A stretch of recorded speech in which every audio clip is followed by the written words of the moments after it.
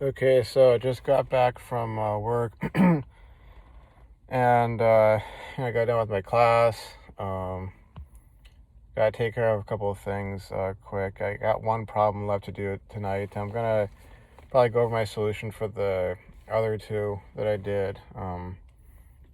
Because I think the first one I had a solution manual for that, so I was able to sort of check up on that. But the other two, I'll have to go over again because they're kind of maybe a bit confused on some of the stuff, but it's all due by this midnight. So by tonight, by this night midnight, excuse me. Kind of tripping over my words there, but I do have several hours, so I'm gonna try to knock that out. And dang it, I've been procrastinating on my laundry, but I'll get there. Eventually the discomfort of not having all that will most likely catch up with me, and I'll be forced to if I don't decide to do that ahead of time. But so let's see. First off, a little sort of what you call like debriefing after the day. I had a one-on-one with the boss. Things have mellowed out. I've kind of, you could say, I've been sort of getting on top of my additional responsibilities, and sort of seeing my role expand in the company. I had to write what's called a ticket for a labeler that broke down yesterday. Did basically first, not first thing today, but like early in the morning, and I actually got to sort of chat with one of the service engineers for a bit, and we kind of tried to figure out what was going on. I have the service manual. Seems like they might have to replace the power supply on that. I don't know if I'll be able to get in on that, but yeah, I basically sort of got a first-hand sort of exposure to a relatively basic problem, because the thing just wasn't turning on. The touch screen wasn't working. It wasn't taking commands from the desktop, so we weren't able to print labels on that. Switched over to the other labeler yesterday, so we got them printed out, but that's kind of like why we didn't necessarily feel right at that moment to the need to put a ticket, or at least I didn't. But since I listed it as one of my goals, hey, I want to learn this, sort of thing.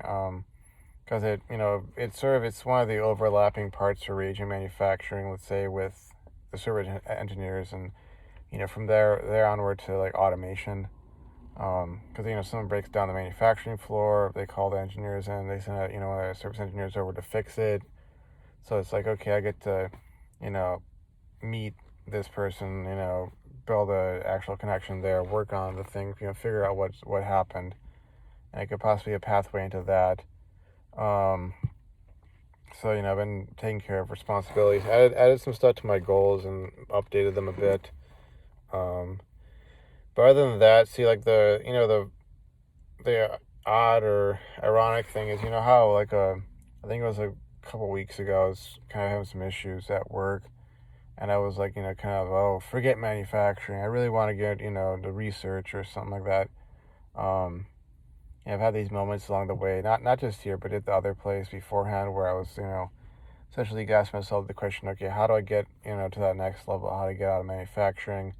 What is the path I want to take? I kind of lean different ways.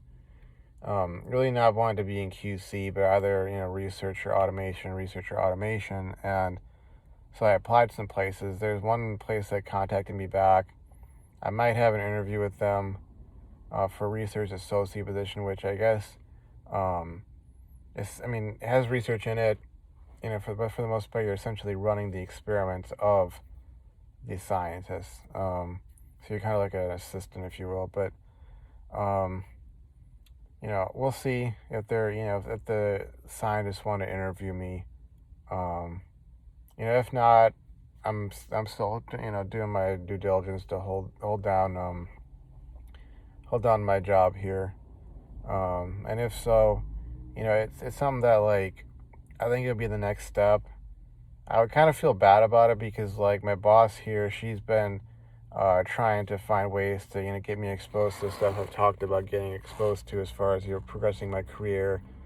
And there's this whole sort of general gist: you stick around here for a year at least, they will open up to, moving you into some other position further down the line to sort of grow you as an employee, which is something a lot of companies just don't do. They sort of, they'll bring people in manufacturing, and then it's like, okay, squeeze as much productivity out of them and just toss them out, after, whatever point it is where, it's just not working anymore, and they'll get rid of them, either literally fire them, lay them off, give them the sort of the hint of, you might want to be looking somewhere else, sort of thing, so to speak. And I've only been here for a few months. Some of the stuff in retrospect, it's kind of just growing pains I was dealing with moving into the position and getting acclimated. So, I mean, I don't know. I may have to talk with my dad about it, getting his perspective on things, but, if the opportunity arises, I mean,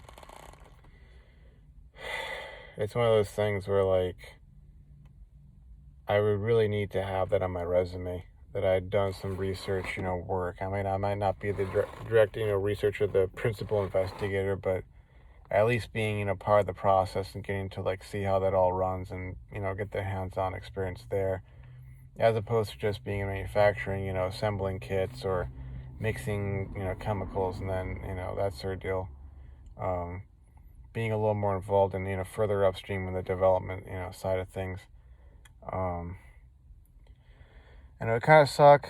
I mean, I would kind of feel bad because, like I said, my boss is, she's been, let's just put it this way, like the boss I had at the old place, he was cool and all, and he did try and cross-train us and get us exposed to stuff, but, like, there was sort of a hard no after a point where, I was almost like I was pushing too much, with, at least that, it seemed like his perception was I'm pushing too much to try to get into some position that, I'm not going to do that for you, or we can't do that, or this isn't the kind of company, for that, and it's almost like I would have to be working 100 plus hours a week just to, come off it as now enough of an asset where they would go, okay, fine, we'll give you a shot, and, like, you look at their requirement listing, for automation engineer or,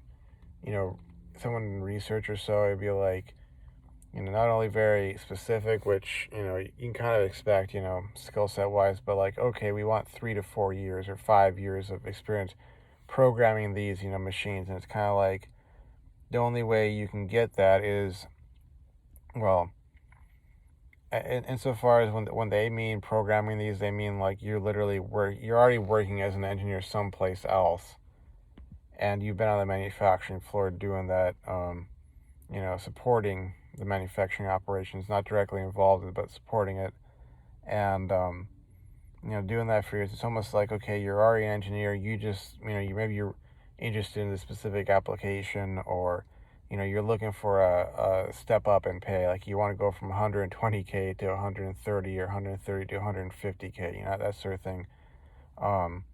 As opposed to someone who's like, I mean, could be certified in it, could have an engineering background, really be enthusiastic, but no, they would rather hire from outside of that other company than grow their own employees. Where it seems that this place, as long as I'm doing my due diligence and trying to keep up on top of things, and if I do slip behind a bit or whatever, get back on track, that sort of thing, not let it become a huge problem.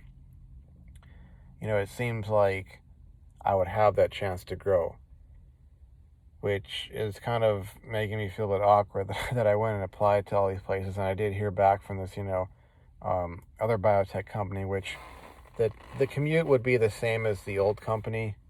But again, this is also a research associate position, so it's a whole sort of question. If they do call back and say, we're interested, we want to interview you, that sort of deal, then, that'd be interesting. I don't want to come off as too laid back and too sort of, I'm not really into this. I don't want to be coming off as super desperate.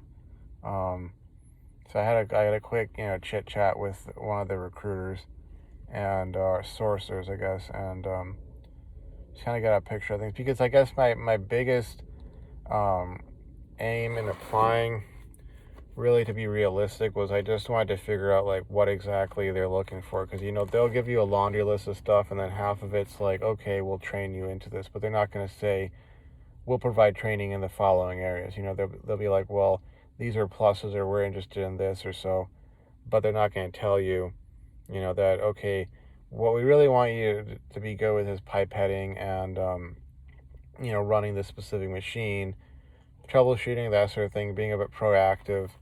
um, but all this other stuff down here, all this programming or data analysis or whatever, we'll teach you that. They're not going to tell you that in that listing. They'll say all this stuff, and then of course when you call in, it's like, okay, so I'm wondering, like, what are they really heavily looking for? So I'm trying to get a perspective on that more so than desperate for some job. I'm trying to hold on to this one, because like in a lot of ways, like the biggest thing is for me to keep the paychecks rolling in, gain that actual experience, working in the field, and along the way trying to knock out these classes, because that, a master's degree plus experience would be really the key. And obviously, like, it has to be relevant experience. So that's why I was also that opening for, like, okay, if there's research, associate or whatever involved, like research something, or I'm at least involved with it, I'm seeing it, I'm experiencing it, I got the hands-on experience.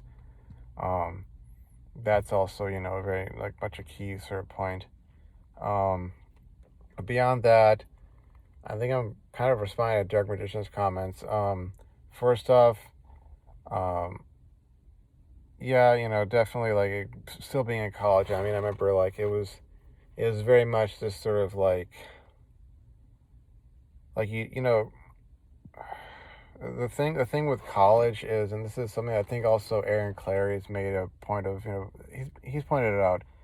It's very much an artificial environment that is propped up by, like, all these different interests, or groups or people. It's very much like a artificial sort of a thing. And one of the problems with, like, being at that point in college where, like, okay, like, you've gotten the hang of it, that sort of thing, is it's like, you don't really have a solid footing in the real world. And that could be also financial, like, you say, like, broke college student. Yeah, it's almost like you're living in a bubble wrapped world, which is why a lot of folks, when they go off to college, they just go crazy, because, barring, some, I mean, the stereotypical, oh, this is what happened to him or her in college, sort of things. Barring those things, like, I don't know, something related to, grape charges, or, false or real, or,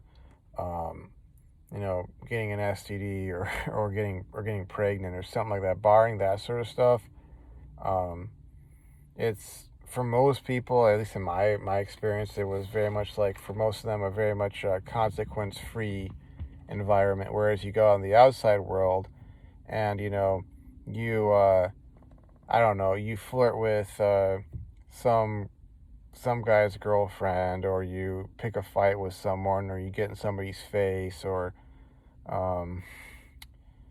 if you're a girl and you're basically being a tease with the wrong guy, or whatever the case may be. I mean, morality aside, whether it's right for someone to act, or react in this way or another, aka the guy whose face you got in, whether it's right for him or not, for him to attack you, punch you, kill you, or it's right for, I don't know, the girl's boyfriend to beat the life out of your, or the guy to assault or commit assault or battery, against the girl. Morality out, not being considered here.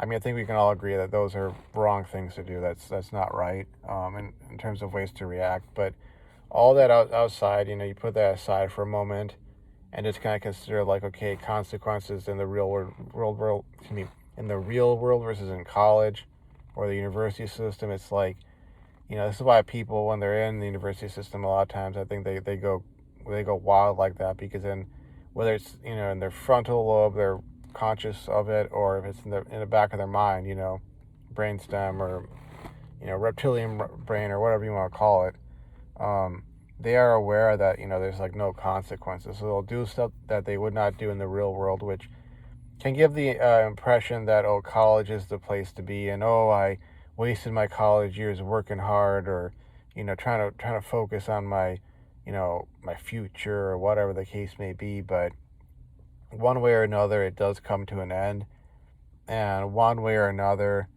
I mean, it may be mitigated, it may be cushioned, it may be tapered off or whatever, but eventually those people do face consequences, and a lot of it has to do with the fact that when they get out of college, they you know they don't stop. They get into their mind that they can do this like all the dang time, and um reality is like out there in the world, like like I said, I'll give the example of you get in some guy's face or so, like in college. Yeah, it might lead to a fight. Might lead to a fight, or might lead to an argument. Maybe some professor will have to intervene or something like that. Um, Out in the real world, I mean, the other guy could have a knife, could have a gun.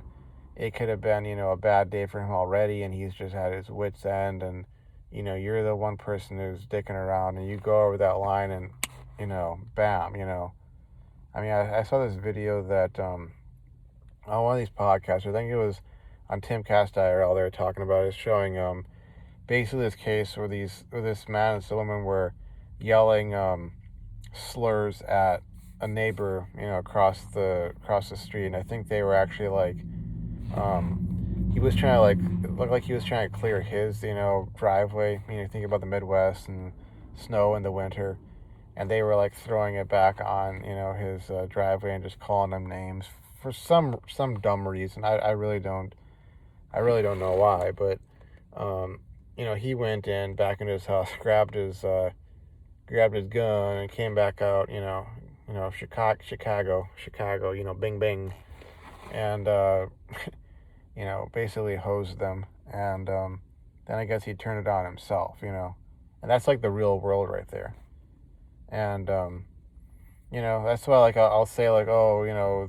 there were nice things about college, the greatest things I had to worry about, the greatest consequences and whatnot, but at the same time, like, it's almost like being on this path in life, and you have these times in your life where you got all this temptation, and it's not even necessarily like the classic sort of temptation of lust, or when people like envision temptation, they think of temptation like in that sort of sense, like someone being tempted to go to a tavern and just get drunk and kind of go down the path of becoming an alcoholic, or being tempted to have sex outside of marriage or something like that, or to commit adultery or whatever.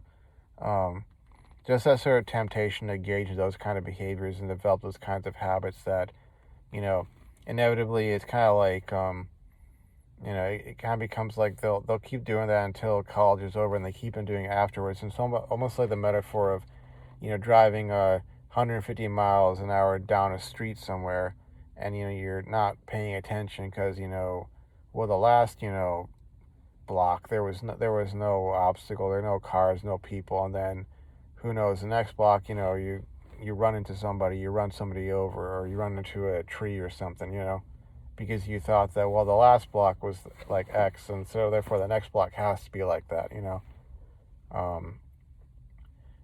I guess folks will give you a guff about like playing it safe or so, what they'll call it, but reality is it's kind of like, I don't know, asking yourself what you're aiming for, and if the risks are worth it, versus the rewards. And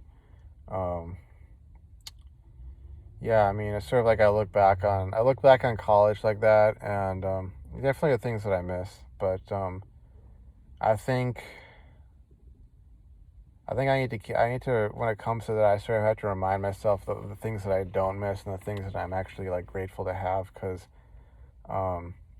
I remember, I think it was at the last place I was working at, place where I worked at for over a year, and it was like, I think it was, there was some day along there where I was like, and it's kind of like I have to cultivate that state of mind. But I was like sitting there thinking like, this ain't that bad. Man, this is a lot better than college was, because like I had coworkers I could crack jokes with. We would, we would at least make the effort to be friends and like talk about stuff that we, shared interest in, or, that sort of thing. And it was like, okay, like this isn't so bad, especially when after I looked at my W-2 from working there, and it was like, wow, I really was making bank, and I mean, it was exhausting. There were definitely downsides to it, but like I was making bank, I was making progress, I was getting somewhere. I was starting to heal from a lot of the stuff I'd gone through from the previous 10 years, and it was kind of like, okay, I'm actually, like, getting some traction, that sort of thing, but yeah, as for the second comment, yeah, definitely, like, it does really reflect truth, I think, to like understand or to comprehend that like so much of the stuff in life really is just a process, and it's long, and it can be hard to get through, and it definitely takes time. But yeah, it is a process, and it's something I thought about, that like if I were to get to that sort of peak, level of what do you want to call it, attainment or so in life, like it's always like, I mean, what if I literally had or did become like, I don't know, medical doctor, physician, engineer, you know, MD, PhD holding, became a, flight surgeon, astronaut, whatever. It's kind of one of those things that you think about, like, okay, what if you literally did get to that point? And I'm using that as an example. It's kind of personal to me, but you're like kind of floating there doing a spacewalk, and you kind of look to your left, and there's the Earth, and you look back, and here's the the space station you're attached to, and it's kind of like, at that point, yeah, it's kind of weird to say, but at that point, for you, it'd be kind of like, or for me at least, it would be like, it would become like, oh, this is just my job, whereas 5-10 years before, and I'd be struggling to get to that point, to be like, that's the peak of everything. And it's like, it's that sort of weird sort of deal. Like now, a lot of this stuff is just, oh yeah, I just got to go to work. Yeah, this is what I do for work, for a living. Whereas, if you were to ask me 5 years ago, like what this would mean to you, or what it would mean to me to be at this point, to be like, man, that's impossible. I can't imagine being at that point. I can't imagine being able to do that. But as long as it took, and I kept at it, and now I'm here, and so this is like the plateau, and I'd rather be at this plateau than be back where I was before. But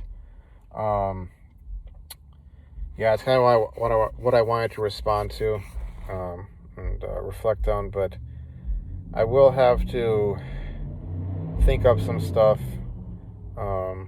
Maybe I'll actually continue with. Maybe I'll kind of compound this into this video. It's gonna probably be like a half an hour long thing then. But I guess if I wanted to go over sort of in a summing it all up sort of sense, or kind of giving an overview, and I may get into some more focused, and intensely focused on one thing or other kind of videos, but I wouldn't really go as like a love or hate towards my past self, but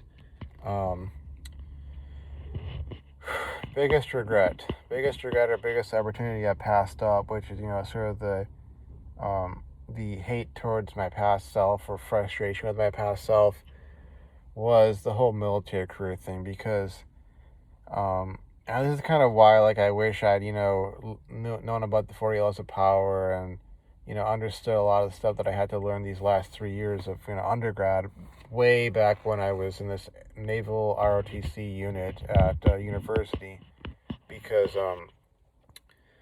a lot of what went down that caused me to get involuntary disenrolled and end up back home, back in the gutter, so to speak, and then struggling for 7 years to get out of there. It's about 7, yeah. Was because I didn't understand that. I didn't understand, the dynamics within the unit, and I also didn't understand, like, okay, things like competency and what it really took to, fulfill certain requirements and get over certain hurdles. Because, um, yeah, and I was very reactive as opposed to responsive when it came to, stuff going on in my life. I really didn't have any direction. And I should have had a direction because I had this great opportunity, right in front of me. And, the reason I think about that so much um, isn't just all the other dreams I had tied to it, but, as of late, I think I've mentioned in some of their videos, but listening to / watching some podcasts with Jocko Willink, United States Navy SEAL, retired, him interviewing Johnny Kim, who's a Navy SEAL, medical doctor, and NASA astronaut. And, as inspiring as it does get, and I do like to, hear about that sort of stuff, it also makes me extremely disappointed in myself and, like, my younger self. Because, maybe it was all blessing in disguise. Maybe I would have ended up dead. Maybe I would have ended up maimed or wounded. Maybe I would have ended up in some sort of psychological institution.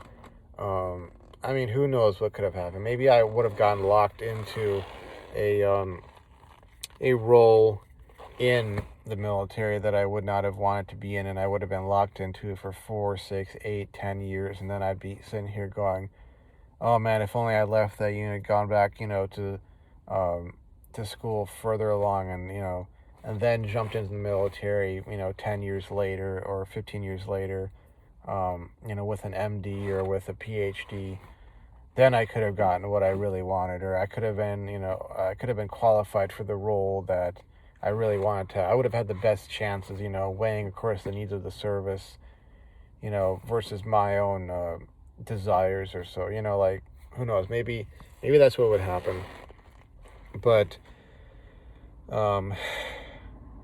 yeah, because, you hear this podcast, this guy talking, and I think the biggest thing that kind of struck me about it, and it's why, I hold on to this sort of, like, this, I don't know, it's just sort of like, I'm not ready yet. I'm not ready yet to give up the ghost or settle down or, put aside my aspirations or let them go, because I think the biggest thing that he's talked about, as far as I've gotten through the podcast, like, cause I watched it in bits and pieces, kind of moving along. It's about four. I think it's actually more like almost 5 hours long. I've gone about halfway through, but the biggest thing was the whole concept of, like, brotherhood, because that's what he was. He talked about, like, the selflessness and the fact that him fighting and facing death, and the whole idea of being willing to die, but for what? Okay, willing to die for, like, his brothers and sisters in arms, as opposed to some sort of nebulous concept, or career advancement goals. It was like, oh, the people I'm fighting alongside, the people I'm serving alongside, I live and die for them, that sort of thing. And talking about some of his experiences losing friends and stuff of that nature. It was like, I feel like I missed out on that. And it kind of reminds me of Fight Club, where there's that scene where Tyler Durden, he's talking about how, we have no great war, we have no Great Depression. Our Great Depression, or our Great War is a spiritual war, and our Great Depression is our lives. Which I don't necessarily 100% agree with that sentiment, but there's that whole idea of, like, every generation has its great struggle or its great war, and it's like, I tie that also to the scene from the movie Lincoln that came out in 2012, where Robert Lincoln,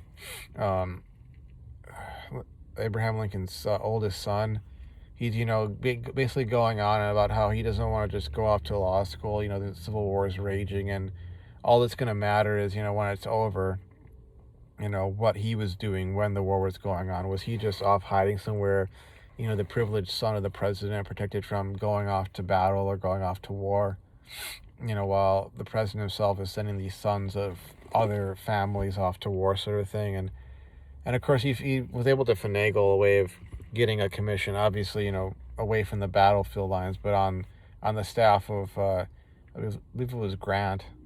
But he was able to like get in and at least do something, so you could say, I may not have been at Gettysburg or Antietam or these other, Vicksburg, all these other major battles, but I was at least in the service. I was fighting for my country, serving, in the military, doing my, my due diligence, my duty, as a man, as an American, etc. And it almost feels like I've kind of missed out on my generation's great struggle, great war, that sort of thing, which I don't know if that's true or not, but it definitely makes me feel like less of a man, which I'm sure there are people out there who will disagree with me, but my ideal role, if I were to have a chance, left in this life to, serve, would be more so like in the medical field. Ideally a flight surgeon, and perhaps that would lead to my highest aspiration of service, which would be to be an astronaut. But I'm gonna keep on keeping on, and see if I can't turn that which would cause me to hate or be frustrated with my past self into something that I can kind of shrug off and be like, well, I had to learn the lesson, but I'm the comeback kid or whatever, and I turn things around, later on. But yeah, that's kind of stuff I dwell on more than the stuff that I'm happy that I did, which is maybe not a great thing. But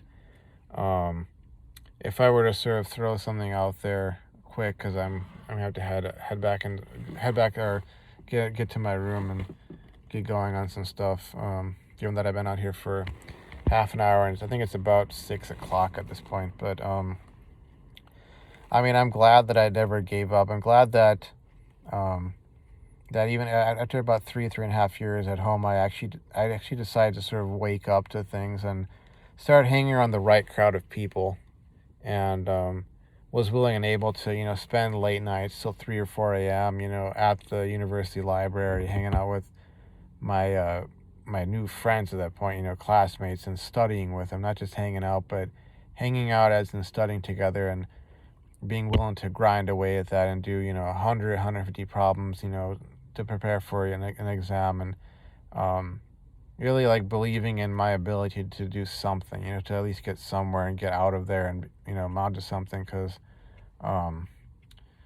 maybe in the end all the sacrifices, not just that I have made, but what my dad has made, my mom, my sister, etc. If I continue on this path and continue doing what I'm grateful that my past self did, it can amount to something and be for something. So that's kind of a quick sort of, relatively quick addition to that, covering those two topics. But, if more things come to mind, I may, do a really like dedicated videos, so to those topics. So as you can see, light's going down, sun's going down. So I'm gonna end recording now and upload this, and whoever is willing and able to stick through half an hour of hearing me just talk, appreciate it, and even if not, appreciate it too. Thanks for watching, and I'll hopefully see you folks around. It's the plan. So I'll see you folks around tomorrow, and take it easy. Okay, bye.